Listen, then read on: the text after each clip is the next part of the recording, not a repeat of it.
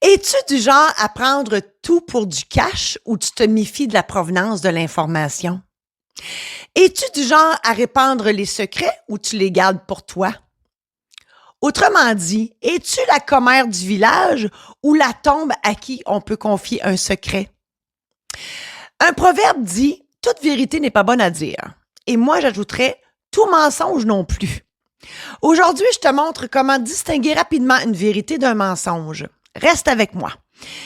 On vit dans un monde rempli d'informations contradictoires. Entre les oui-dire, les rumeurs et la vérité, comment faire la différence? Aujourd'hui, je t'apprends à trancher entre le vrai et le faux pour ne plus jamais te faire avoir. Dans cet épisode, je te partage mon histoire de rumeurs pas claires, je te parle des dangers de confondre rumeurs et vérité et je te donne des trucs pour naviguer dans un monde où les fausses informations peuvent facilement circuler. Merci de passer quelques minutes de ton temps avec moi aujourd'hui. Je suis Marie-Josée Saint-Laurent, créatrice de bonheur et de positif. Ma passion, c'est la création. Que ce soit en écriture, en édition, en conférence, en animation d'événements ou à titre de maître de cérémonie en tout genre, mon objectif, partager mes dons, mes talents, mes compétences pour améliorer ta vie positivement. En assistant à mon podcast, je te fais sauver du temps. Je t'aide à trouver ta voie et à réaliser tes rêves. Tu n'as qu'une vie à vivre. Autant vivre la bonne et la vivre pleinement. Jadis, d'ailleurs, autrefois, oui, j'étais notaire, vous commencez à le savoir. Et à ce titre-là de notaire, je suis tenue au secret professionnel. Et même si je ne pratique plus, je me dois de garder tout ça encore confidentiel. Et donc, comme je peux pas me soustraire à ça, il faut que je gère ça. Et que c'est pas facile tout le temps, surtout quand tu habites dans une petite ville comme Amos, parce que oui, avant, je pratiquais à Amos, en Abitibi. Je dirais qu'au fil du temps, j'ai développé un sixième sens qui consiste toujours à me demander, quand je reçois une information, je peux-tu parler de ça, moi? Ou non. Tu sais, on crée un deuxième sens. Faut toujours se poser la question, c'est secret ou si c'est pas secret? Je peux-tu en parler? Je peux-tu pas en parler? Bref, la censure est devenue un réflexe inné chez moi. Et là, pour te permettre de comprendre ce que je veux dire, je te raconte une histoire. Un matin, dans le temps que j'étais très occupée, là, que j'étais dans tous les conseils d'administration qui existaient à Amos, j'ai une réunion le matin de la chambre de commerce et je me rends là et durant le trajet, j'entends à la radio que Fleur et compagnie fictive, entreprise connue et reconnue de la ville, va fermer ses portes et ils font une vente de fermeture. Et quand j'arrive à la réunion, tout le monde parle de ça. Et là, moi, tout bonnement, je dis, ben oui, comment ça donc? Oui, j'ai entendu ça. Comment ça que ça ferme? Et là, moi, je me méfie de rien. Je passe la réunion et donc, je reviens au travail. Et dans ce temps-là, je travaillais avec Maître Alain Plante, que je salue du haut de ses nuages parce qu'il est décédé. Mais là, il me regarde avec une face en point d'interrogation, les sourcils froncés, l'air sérieux. Puis je me dis, mon Dieu, qu'est-ce qui se passe? Fait que là, il me dit, il dit, t'as-tu dévoilé des informations confidentielles concernant le magasin Fleur et compagnie?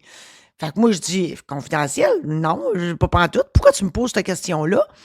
Il dit, parce que Pierre Sanson, là, le propriétaire de Fleur et compagnie, il vient de m'appeler pour me dire que tu as divulgué des informations confidentielles sur la compagnie. Et là, je dis, voyons, Alain, comment j'ai pu faire ça? Je savais même pas que cette compagnie-là fermait. J'ai appris ça en radio. Toi, tu le savais-tu? Il me dit, oui, il dit, c'est moi qui va s'occuper de ce dossier-là. Mais moi, je le savais pas, ça. J'avais aucune idée de ça. Et là, en tout bon mentor qu'il est, il m'explique que quoi que l'information soit confidentielle ou pas, dans ce cas-ci, elle l'était, mais moi, j'en étais pas au courant. Il me dit, faut que tu te méfies de divulguer des informations, que ce soit confidentiel ou l'apparence de confidentialité. Autrement dit, oui, on est tenu au secret professionnel, mais ce qui pourrait être apparemment de secret professionnel, il faut que tu fermes ta boîte quand même. Et là, moi, je suis comme, ben voyons donc, c'est donc bien compliqué à gérer cette affaire-là. Déjà que gérer le secret professionnel, c'est une chose. Et si en plus, il faut que je gère l'apparence de secret professionnel, et là, je règle ça ben raide. Je dis, OK, garde, je vais fermer ma gueule. Sur tout ce que je sais, c'est pas compliqué. Et surtout ce que je sais pas aussi. Fait que bref, c'est pas évident à gérer tout ça. Et comme tu peux sortir la fille du notariat, mais pas le notariat de la fille, ben encore aujourd'hui, après 2 ans de retraite notariale, ben j'ai encore les mêmes réflexes de me poser la question si c'est une info confidentielle ou si j'aurais pu apprendre ça de façon confidentielle. Puis, tu sais, je peux-tu ou je peux pas répéter ça? Bref, oui, j'avais appris cette information-là à la radio, comme tout le monde, là. Le souci, c'est que je suis allée jaser de ça sans dire que j'avais appris l'information à la radio. Fait que c'est sûr que le monde qui était présent à la réunion ont pu penser que j'avais appris cette information-là dans ma profession de notaire. Et mon problème, c'était que le fils du propriétaire de cette entreprise-là, il était à la réunion. Fait que lui, comprends-tu? Puis lui, il savait que son père avait parlé de ça avec Alain, mon patron. Comprends-tu, là? Comment ça marche, là? Hein? Tu sais, c'est-tu une rumeur, c'est une vérité, c'est un secret professionnel, l'apparence d'un secret professionnel? Ben, c'est ça. Et moi, dans le fond, à l'époque, puis encore aujourd'hui, tout ce que je veux, moi, c'est de respecter mon code d'éthique et donc de ne pas décevoir mon patron, ni son client, ni personne. Et donc, là, je suis bien malheureuse de tout ça. Hein? Et là, ben, j'apprends par cet épisode-là, oui, que non seulement il faut que je gère le secret, mais l'apparence de secret aussi, que c'est tout ça, c'est la même affaire aux yeux des gens. Ben, moi, je le sais, ce qui est secret ou ce qui est pas secret, mais aux yeux des gens, ça pourrait paraître comme une information confidentielle, donc je ne dois pas la divulguer non plus. Et là, c'est là, d'où l'importance de savoir, de connaître la provenance de l'information avant de crier à l'injustice, là. Hein? Le fils, s'il m'avait demandé où c'est que tu as appris ça, ben, j'aurais dit à la radio, il aurait fait comme, ah, OK, c'est beau, parce qu'il devait savoir qu'il y avait une pub qui courait à la radio, là. Bref, la différence entre un oui-dire ou une rumeur et une vérité dépend de sa provenance. Un oui-dire, on va se le dire, ça va rester une rumeur tant que ça ne sera pas prouvé que c'est vrai. Ça t'est sûrement déjà arrivé, toi aussi, d'entendre quelque chose, tu penses que c'est vrai, puis tu agis en conséquence, c'est-à-dire que tu dévoiles à tout le monde à qui veut l'entendre l'information, puis finalement, ben c'était pas vrai. Et là, donc, comme dans mon histoire, la fermeture du magasin, c'était une rumeur, mais une rumeur qui était quand même à côté avec une pub radio, on s'entend. Et aujourd'hui, ben avec les réseaux sociaux, ben c'est encore pire, là. Avec les réseaux sociaux, tu peux dire n'importe quoi, puis tout le monde va prendre ça pour du cash, malheureusement. La vérité et le mensonge, ben c'est souvent séparé d'une mince, fine ligne, hein? C'est-à-dire la source de l'information. Qui a parti la patente? Hein? Ce que tu entends dans les couloirs ou à la radio, ben ça n'aura jamais le même poids que si c'est confirmé, soit par des faits vérifiables ou confirmé par la personne qui est concernée par l'information. Et le meilleur moyen de s'en sortir, c'est d'aller vérifier la véracité de l'info auprès de là ou des personnes qui l'ont sortie ou qui sont concernées par celle-ci.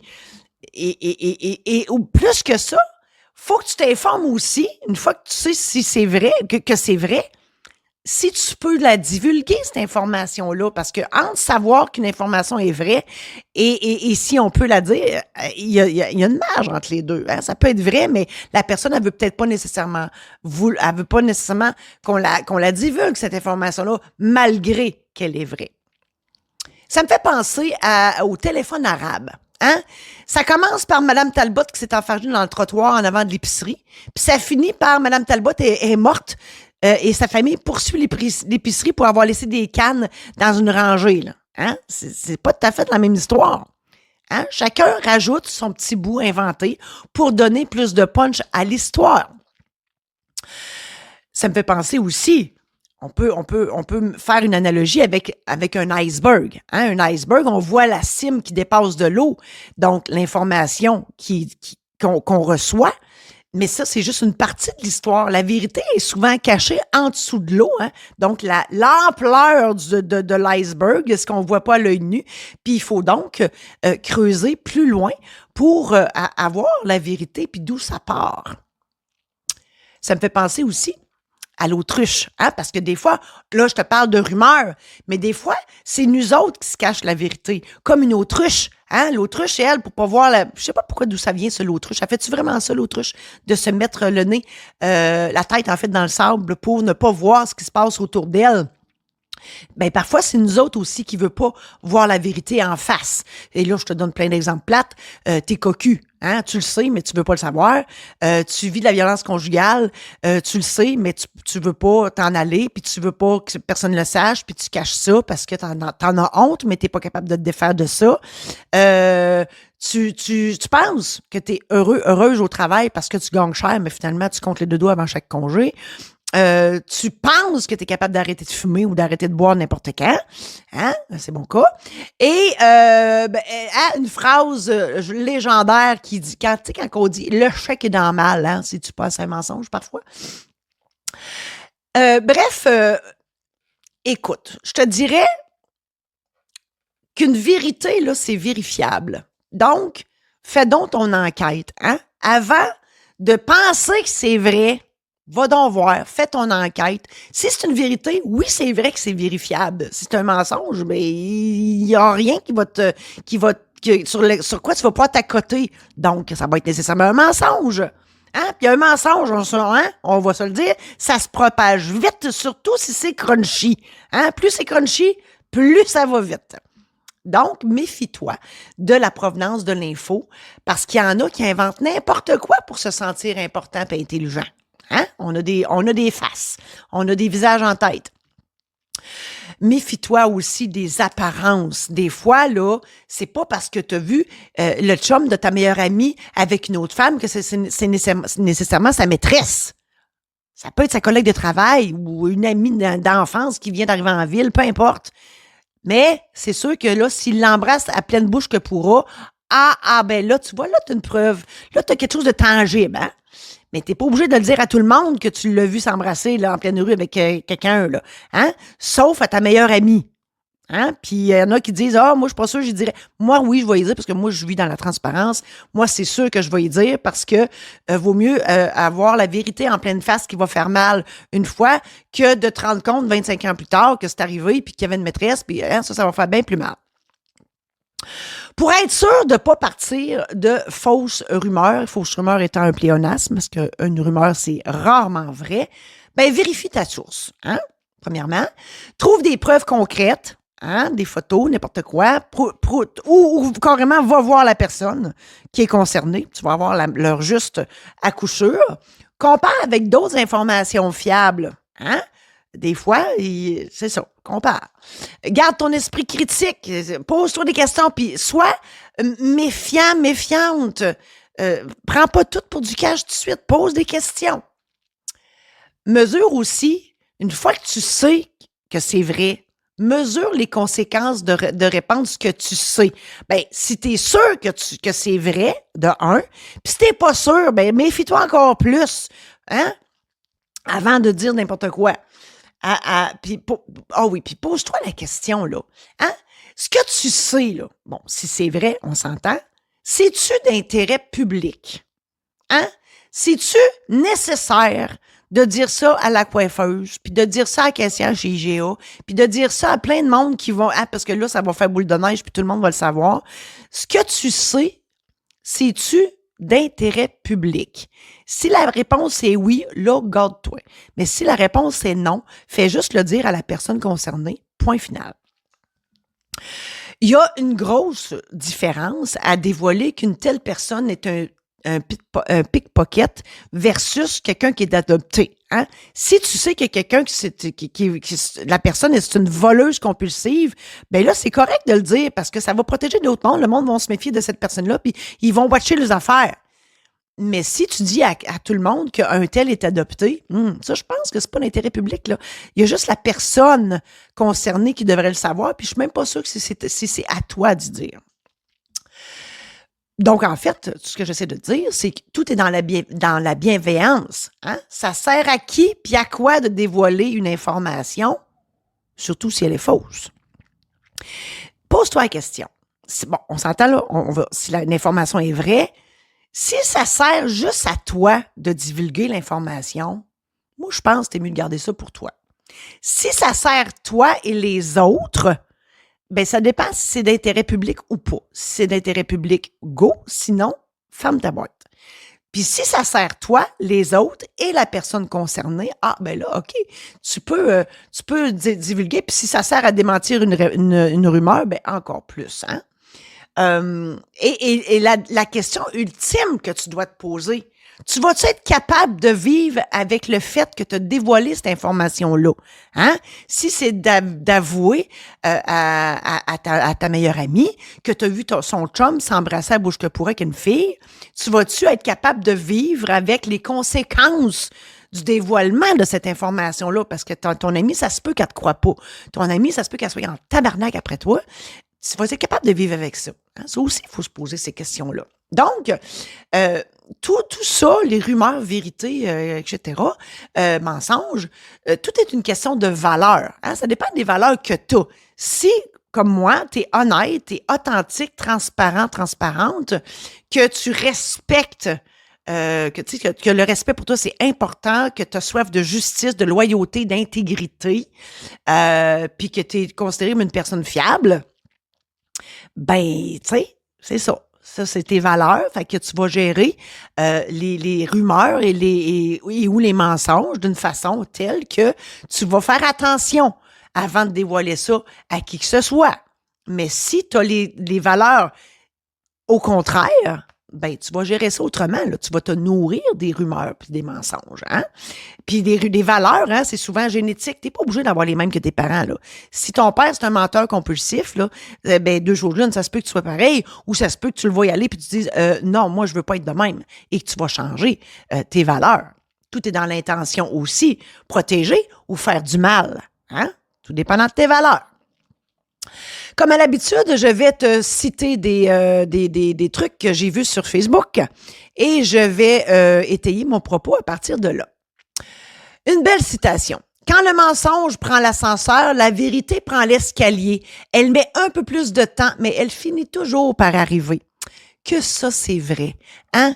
Oui. Puis ça, j'adore ça parce qu'effectivement, la vérité finit toujours par sortir. Des fois, ça peut prendre du temps, mais ça va finir toujours par sortir. Puis qu'il y en a qui vont pogner l'horaire quand la vérité va sortir positivement ou négativement, c'est selon.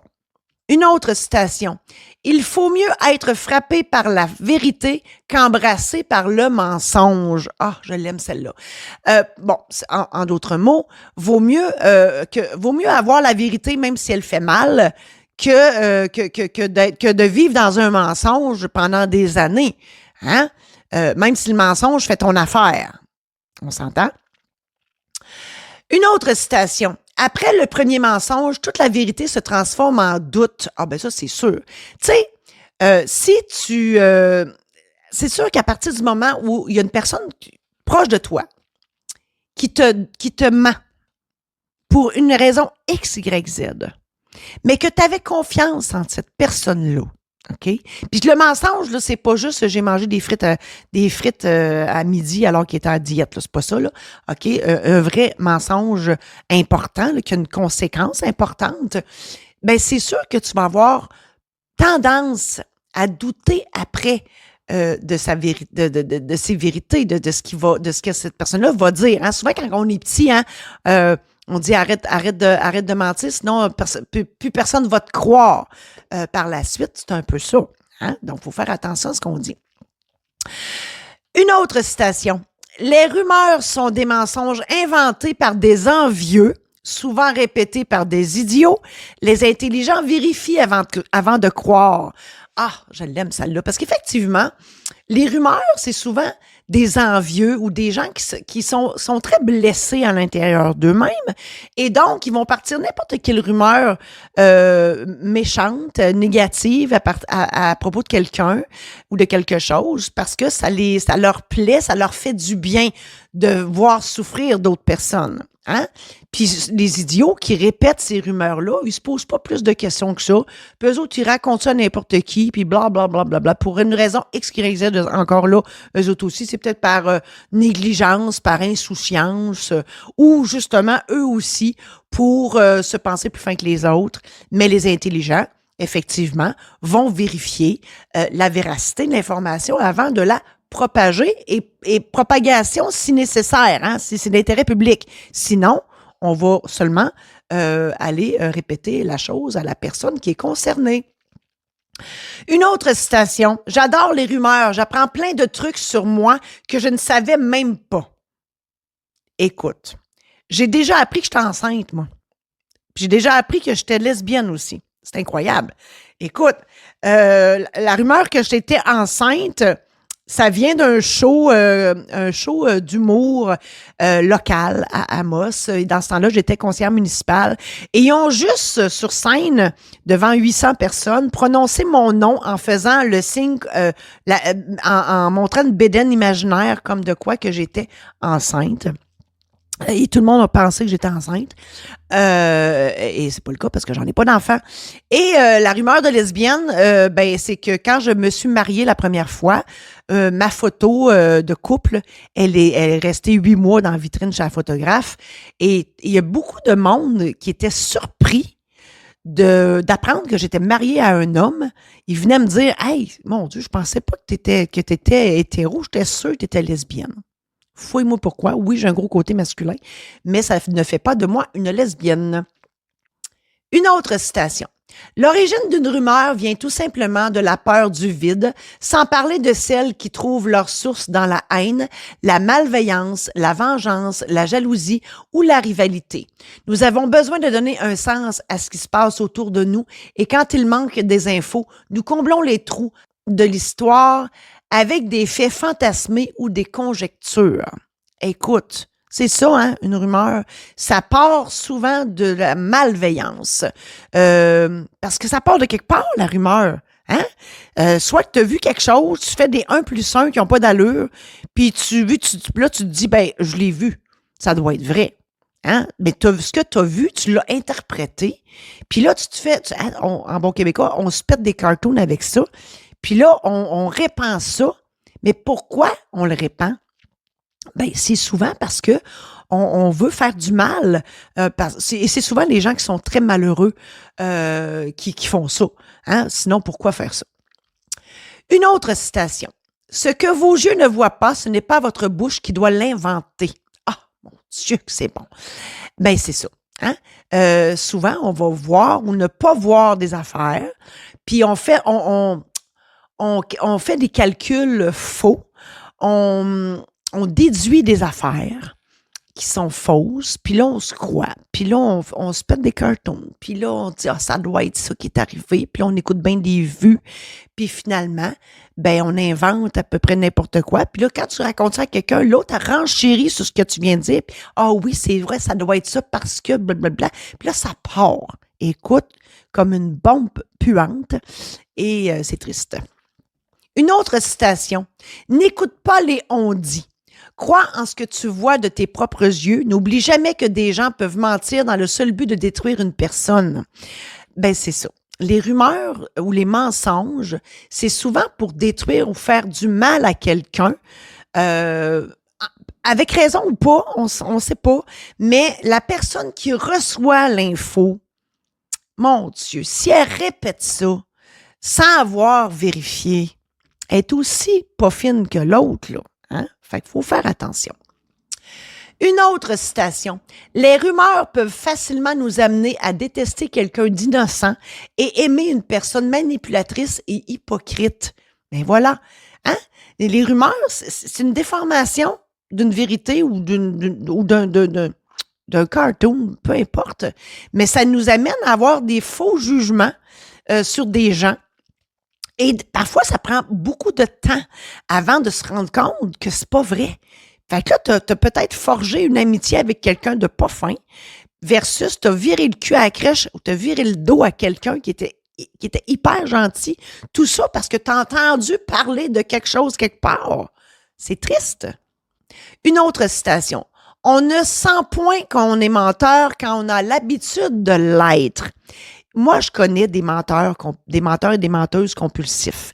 C'est triste, mais oui, des fois, c'est génétique. Des fois, ça se transmet de génération en génération. À force de voir tes parents mentir, ben, tu finis par être pareil.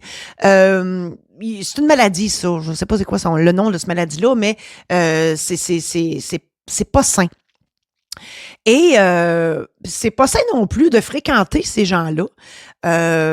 À tout le moins, il faut les aider à conscientiser ce qu'ils font, puis je dirais, pas de changer, mais d'aider cette personne-là à changer elle-même.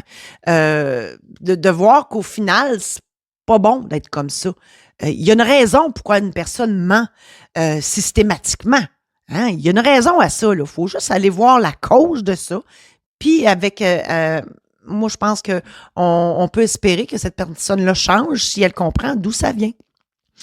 Une autre citation. Un mensonge, au final, c'est une super histoire que quelqu'un vient anéantir avec la vérité. Hey, ça, c'est bon. Parce que oui, un mensonge, ben on dit c'est tricoté de fil blanc, c'est tricoté, ben oui, c'est tricoté souvent parce qu'un mensonge de bouche en bouche, de bouche à oreille, en tout cas, tu comprends ce que je veux dire, ben tout le monde rajoute son petit grain de sel, puis là, tout le monde en rajoute, puis tout le monde en rajoute, puis tout le monde en rajoute, puis finalement, écoute, c'est une affaire épouvantable, mais quand la vérité sort, ben là, hey, écoute, paf, la balloune pète, toi, puis c'est ça. On a finalement la vérité. Une autre citation. Si vous jugez sur les apparences, vous serez souvent trompé. Ce qui paraît n'est presque jamais la vérité. Ah ah. Ben, c'est ça. Des fois, on se fie aux apparences, puis c'est pas ça pantoute. Donc, les apparences, il faut s'en méfier parce que les apparences, c'est comme une rumeur. Hein? Tu as vu quelque chose, puis là, tu fais un lien avec d'autres choses que tu aurais vues, puis là, finalement, ton cerveau transpose tout ça dans quelque chose d'autre que tu as vu dans la TV ou n'importe quoi. Puis là, tu fais comme « Oh mon Dieu! Hey, hein, on est-tu Colombo des pauvres des fois? » Mais c'est ça. Mais c'est souvent pas la vérité. Une autre citation. « Nous ne connaissons pas le vrai si nous ignorons les causes. » Ben voilà. Alors, la vérité, là, ça part de quelque part. Puis si tu vas pas vérifier la provenance de l'information, puis pourquoi ça a été dit, dans quel contexte ça a été dit. Tu sais, des fois, on peut sortir une information de son contexte, est vraie l'information, mais sortie de son contexte, ça devient un mensonge. Donc, méfions-nous, faisons notre enquête, posons des questions. Une autre citation. « Dis à ton ami un mensonge et s'il en garde le secret, alors dis-lui la vérité. » Je l'aime, celle-là. Parce qu'effectivement, c'est pas parce que c'est notre ami que nécessairement notre secret va être bien gardé. Hein? Je te dis pas de vérifier systématiquement, mais ça veut simplement dire que s'il est capable de garder une fausseté, ça veut dire qu'il est sûrement capable de garder une vérité. Et garde cet ami-là parce que c'est vrai. Une autre citation. « Le problème des personnes sincères, c'est qu'elles croient trop souvent que les autres le sont aussi. » Ça, c'est mon cas. Parce que, effectivement, quand tu es habitué d'être vrai, d'être authentique, transparent, sincère, respectueux, mets tous les qualificatifs que tu veux, tu peux même pas penser que les autres peuvent être autrement. Moi, là, souvent, quand je vois des gens qui mentent ou qui partent des rumeurs ou qui sont pas fins, là, je me dis, Colin, comment ils font pour dormir? Ça dort la nuit, ce monde-là. Comment ils font en sachant très bien qu'ils ont parti une rumeur qui est fausse, hein, c'est un pléonasme, une rumeur, c'est faux par définition. En partant une rumeur pas fine sur quelqu'un, je ne peux pas comprendre comment ces gens-là peuvent dormir la nuit. Sont foncièrement malheureux, ces gens-là. Une autre citation. L'évidence n'est pas toujours la vérité. Ah, évidemment. Voilà. C'est sûr. C'est pas parce que c'est évident que c'est vrai. OK? Mon Dieu, j'ai-tu un exemple de ça? Caroline, j'ai pas d'exemple, mais maudit, il me semble que c'est ça. C'est pas parce que c'est évident que c'est vrai. J'ai pas d'exemple. Mais maudit que je trouve ça intelligent pareil. Une autre citation. Lorsque quelqu'un juge ton chemin, prête-lui tes chaussures. Ça, c'est vrai. Hein? Parce que souvent, on va juger. L'humain juge. Hein? L'humain juge par définition. Là, c'est plus fort que nous autres. On juge les gens. On juge les situations. Mais écoute, tu sais, je sais pas, moi. Tu es à l'épicerie jeudi à 5 heures. Là, hein? L'épicerie est pleine. Là. Puis là, il y a un enfant qui fait une crise de bacon. Puis la mère,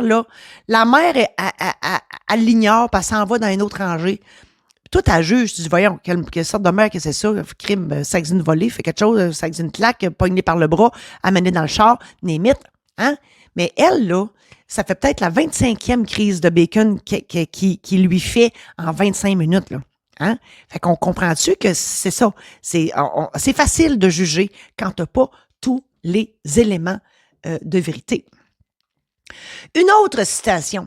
Les réseaux sociaux ont donné le droit de parole à des légions d'imbéciles qui, avant, ne parlaient qu'au bar et ne causaient aucun tort à la collectivité. On les faisait taire tout de suite. Aujourd'hui, ils ont le même droit de parole qu'un prix Nobel. Hey, je l'aime celle-là parce qu'effectivement, écoute, les réseaux sociaux, là, c'est une machine à rumeurs, cette affaire-là. Tu peux dire n'importe quoi, t'es tout seul chez vous, là. Hein, si t'es bon le moindrement avec l'infographie, là, puis tout, là, tu peux partir de n'importe quoi, là. C'est à nous autres, après, de dire, Caroline, si tu veux, c'est pas vrai. Hein? Faut faire la part des choses. Faut être assez intelligente pour se poser la question, c'est-tu vrai, cette affaire-là? Hein? Puis Dieu sait que la moitié des choses sur Facebook, c'est pas vrai. Sauf les miennes. Face aux rumeurs, tu as deux options. La première, c'est que tu les diffuses à qui mieux sans te demander si c'est vrai ou pas. Tu te nourris de tout ce qui est crunchy. Tu es la personne ressource que tout le monde vient voir pour savoir ce qui se passe. Tu te valorises avec les ragots, peu importe qu'ils soient vrais ou pas. Tu mesures ton importance avec la portée de tes paroles, vraies ou fausses. Tu te fous complètement du mal que tes colportages peuvent causer. Ou, la deuxième option, tu enquêtes sur la véracité des ragots avant de les diffuser. Tu vérifies auprès de la ou des personnes concernées, premièrement, si c'est vrai, et deuxièmement, si tu peux le répéter à d'autres. Tu te soucies de protéger les gens que tu aimes en rétablissant les faits. Tu ne te nourris pas du malheur des autres, ni de ce que l'on raconte. Tu prônes la bienveillance à tous les égards, ce qui fait que tu ne prends rien pour du cash avant d'avoir vérifié la source de l'information. En résumé, je t'ai raconté mon histoire de secret professionnel. Je t'ai partagé des trucs pour différencier le vrai du faux. Je t'ai partagé et commenté plusieurs citations qui te font réfléchir. Je t'ai présenté les options possibles pour gérer les rumeurs. À toi de décider. J'espère sincèrement que tout ça t'a aidé et je te souhaite bonne chance dans la gestion des ragots et de tes réseaux sociaux. Tu es victime de rumeurs? Tu vis de l'injustice à cause d'une information dévoilée? Tu es en froid avec une personne parce que tu as dévoilé un secret? Peu importe l'origine de tes soucis, je peux t'aider. Ensemble, on trouvera des solutions. Tu n'as qu'à consulter le www.mariejosésaint-laurent.com/bonheur 101. Aussi, je t'invite à te procurer ton guide gratuit au mariejosésaint-laurent.com/guide gratuit. On reprend ça la semaine prochaine où je te jase de recyclage.